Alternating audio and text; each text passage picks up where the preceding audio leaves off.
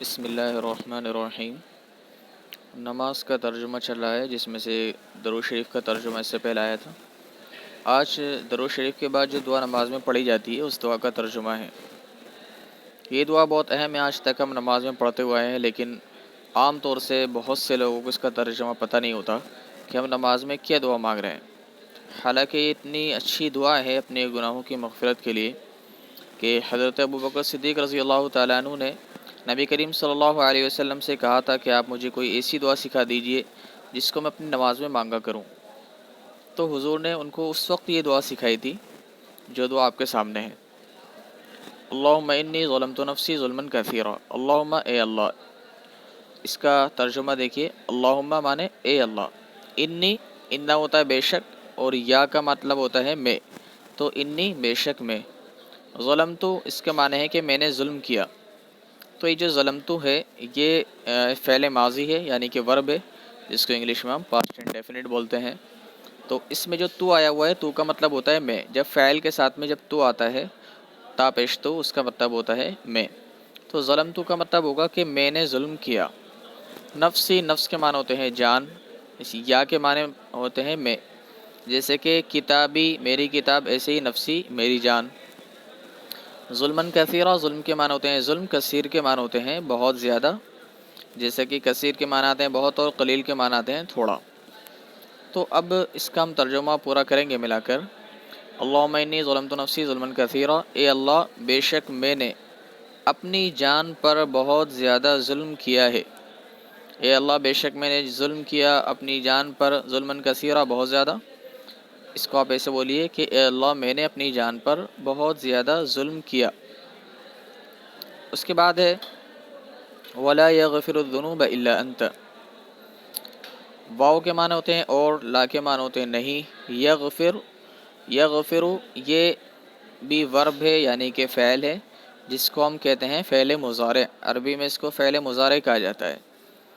فعل مضارع و فعل ماضی میں فرق یہ ہوتا ہے کہ فعل ماضی جو ہوتا ہے اس کے اندر پاسٹ کا معنی پایا جاتا ہے، ماضی کا معنی گزرے ہوئے زمانے کا معنی اس میں پایا جاتا ہے، جیسے کہ ظلمت میں نے ظلم کیا۔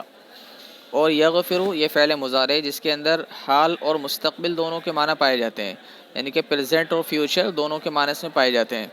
تو موقع محل کے لحاظ سے کہیں اس میں حال کا ترجمہ کیا جاتا ہے، کہیں مستقبل اور فیوچر کا ترجمہ کیا جاتا ہے۔ جیسا کہ اب یہاں ہم اس کا ترجمہ دونوں میں سے کوئی سا بھی کر سکتے ہیں۔ ولا یغفرو اور معاف نہیں کرتا ہے یا معاف نہیں کرے گا، دونوں آپ ترجمہ کر سکتے ہیں۔ یہ مغفرت سے لفظ بنا ہے، اس کے معنی ہیں معاف کرنے کے۔ تو ولا یغفر اور معاف نہیں کرے گا۔ الذنوب، الذنوب یہ جمع ہے، اس کا واحد آتا ہے ذنبن، ذنبن اس کا واحد ہے، اس کی جمع آتی ہے ذنوب، جیسا کہ آپ دیکھیے اس میں لکھا ہوا ہے نیچے، ذنبن کی جمع ذنوب آتی ہے اور اس کے معنی ہوتے ہیں گناہ۔ تو اس کا ترجمہ ہوگا کہ نہیں بخشتا ہے، نہیں معاف کرتا ہے گناہوں کو، اللہ کے معنی مگر، انت معنی ہوتا ہے تو معاف نہیں کرتا ہے گناہوں کو مگر تو۔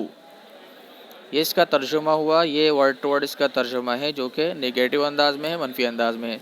دوسرا اس کا ترجمہ آپ مثبت انداز سے کر سکتے ہیں، یعنی کہ افرمیٹو انداز میں اس طرح کر سکتے ہیں کہ گناہوں کو صرف تو ہی معاف کرتا ہے، گناہوں کو صرف تو ہی معاف کرتا ہے۔ ورڈ ٹو ورڈ ترجمہ کریں گے کہ معاف نہیں کرتا ہے گناہوں کو مگر تو، اور دوسرے انداز میں ہم بول سکتے ہیں کہ گناہوں کو صرف تو ہی معاف کرتا ہے۔ جیسا کہ کلمہ لا الہ الا اللہ ہے، لا الہ الا اللہ، اس کے معنی ہے نہیں ہے کوئی معبود الا اللہ مگر اللہ۔ اس کو ہم ایسے بھی کہہ سکتے ہیں کہ معبود صرف اللہ ہے، یا اللہ کے سوا کوئی معبود نہیں ہے، ایسے بھی کہہ سکتے ہیں۔ اس کے بعد نیچے فاغفر لی مغفرۃ من عندک وارحمنی، تو فا کے معنی ہوتے ہیں پس، اغفر کے معنی ہے مغفرت فرما۔ دیکھیے یہی لفظ اوپر آئے یغفرو، اور نیچے یہ لفظ آئے اغفر، را کے اوپر جزم آ گیا ہے، اس میں وہاں را کے اوپر پیش ہے۔ تو یہ دوسرا فعل ہے۔ فعل کی جیسے قسم ہوتی ہیں انگلش میں بھی ہوتی ہیں، اسی طریقے سے فعل کی قسم عربی میں بھی ہوتی ہیں۔ اس فعل کو فعل امر کہا جاتا ہے، یعنی کہ اس میں کوئی کام کرنے کا حکم دیا جاتا ہے، آرڈر دیا جاتا ہے۔ اس طرح کے سینٹینس کو انگلش میں امپریٹو سینٹینس بولتے ہیں، اور عربی میں اس کو فعل امر کہا جاتا ہے، جس کو اس طرح کے سینٹینس کو جملہ انشائیہ کہا جاتا ہے۔ تو اغفر کے معنی مغفرت فرما، تو ظاہر بات ہے کہ اللہ تعالیٰ کو تو ہم حکم نہیں دے سکتے، ہم تو اللہ تعالیٰ کے حکم پر عمل کرتے ہیں. تو یہاں اس کا مطلب ہم کریں گے، ہم اللہ تعالیٰ سے درخواست کر رہے ہیں، اللہ تعالیٰ سے دعا کر رہے ہیں کہ پس، فامانے پس، اغفر معاف فرما دیجئے. لام کے معنی ہوتے ہیں لیے، یا کے معنی ہوتے ہیں میں. تو اس کا ورڈ ٹو ورڈ ترجمہ ہوگا پس معاف فرما دیجئے میرے لیے. لیکن ہم یہاں اس کا ترجمہ اس انداز سے کریں گے جیسے کہ ہم اردو میں بولتے ہیں، پس آپ مجھے معاف فرما دیجئے، پس آپ مجھے معاف کر دیجئے. مغفرۃ من عندک، مغفرت معنی مغفرت، من کے معنی ہوتے ہیں سے، عندہ کا معنی ہوتے ہیں پاس، کاف کے معنی تیرے. جیسے کہ کتابوں کا تیری کتاب، ایسی عندہ کا تیرے پاس. اس کا ہم ترجمہ ملا کر کریں گے، ایسی مغفرت جو تیری طرف سے ہو. اس کو ہم اس انداز سے بھی کہہ سکتے ہیں، بس آپ مجھے معاف کر دیجئے اپنی خاص مغفرت سے، اپنی خاص بخشش سے. جیسا کہ نیچے لکھا ہوا ہے، اس کو آپ دیکھ سکتے ہیں، اپنی خاص بخشش سے. ایسی مغفرت جو آپ کی طرف سے ہو، اس سے آپ مجھے معاف کر دیجئے، یعنی آپ مجھے اپنی خاص مغفرت یا بخشش سے معاف کر دیجئے. وارحمنی، واو کے معنی ہوتے ہیں اور ارحمنی. ارحم یہ بھی فعل امر ہے، اس میں میم کے اوپر جزم آیا ہوا ہے، سکون آیا ہوا ہے.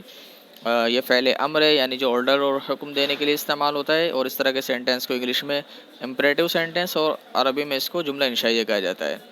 تو ارحمنی، تو معاف فرما، رحم فرما. ارحم معنی رحم فرما. یا کے معنی ہوتے ہیں مجھ پر، تو ارحمنی کا معنی ہوں گے مجھ پر رحم فرما. تو فاغفر لی مغفرۃ من عندک وارحمنی، بس آپ مجھے معاف فرما دیجئے اپنی خاص بخشش سے، اپنی خاص مغفرت سے، اور مجھ پر رحم فرمائیے. اس کے بعد ہے انک انت الغفور الرحیم. ان معنی ہوتے ہیں بے شک، کاف معنی تو، جیسا کہ بتایا گیا تھا کتابوں کا تیری کتاب، ایسی انک بے شک تو. اس کے بعد انتا کے معنی بھی تو ہیں، لیکن یہاں اس کا ترجمہ الگ سے کرنے کی ضرورت نہیں ہے کیونکہ وہ بات کاف کے لفظ سے پوری ہو رہی ہے. اس کے بعد الغفور، اس کے معنی ہوتے ہیں معاف کرنے والا، اور الرحیم اس کے معنی ہوتے ہیں رحم کرنے والا. تو اس کا ہم ترجمہ کریں گے، بے شک تو معاف کرنے والا، رحم کرنے والا ہے. ہم اس میں جب کاف آ چکا ہے، اس کے بعد انت آ چکا ہے، یعنی کہ تو کے معنی ادا کرنے کے لیے، تم کے معنی ادا کرنے کے لیے، جس کے لیے انگلش میں یو آتا ہے، دو ورڈ ایک ساتھ استعمال ہو گئے، کاف بھی آ گیا، انت بھی آ گیا ہے. تو یہ ڈبل آنے کی وجہ سے اس کے معنی کے اندر تاکید پیدا ہو جائے گی، زور اور جماؤ پیدا ہو جائے گا. تو اس لیے ہم اس کا ترجمہ اس طرح کر سکتے ہیں کہ بے شک تو ہی، بے شک تو ہی معاف کرنے والا، رحم کرنے والا ہے. تو اب اس کا ترجمہ انگلش میں نیچے لکھا ہوا ہے، دیکھ لیے، یو اونلی، یعنی کہ صرف تو ہی. تو اب ہم اس کا پورا کا ترجمہ کرتے ہیں ایک ساتھ. اللہم انی ظلمت نفسی ظلما کثیرا، اے اللہ بے شک میں نے اپنی جان پر بہت زیادہ ظلم کیا ہے. یہاں یہ بات سمجھ لیجیے، اپنی جان پر ظلم کرنے کا مطلب ہوتا ہے کہ گناہ کرنا. قرآن کریم میں گناہ کرنے کے لیے اسی طرح کے جو فریز، اسی طرح کی تعبیر استعمال کی جاتی ہے. جیسے کہ قرآن کریم میں حضرت آدم علیہ السلام نے اللہ تعالیٰ سے دعا فرمائی تو انہوں نے کیا کہا تھا، ربنا ظلمنا انفسنا، اے ہمارے رب ہم نے اپنی جانوں پر ظلم کیا ہے. ربنا ظلمنا انفسنا وان لم تغفر لنا، اگر تو نے ہماری مغفرت نہیں کی، لنکونن من الخاسرین، تو ہم خسارے والوں میں سے ہو جائیں گے، یعنی کہ نقصان اٹھانے والوں میں سے ہو جائیں گے.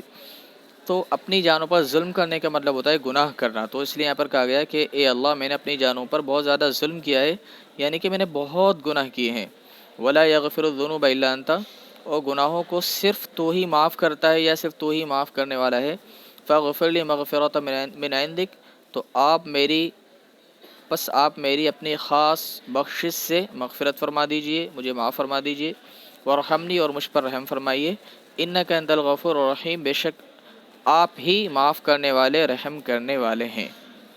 اس کا ترجمہ مکمل ہو گیا ہے.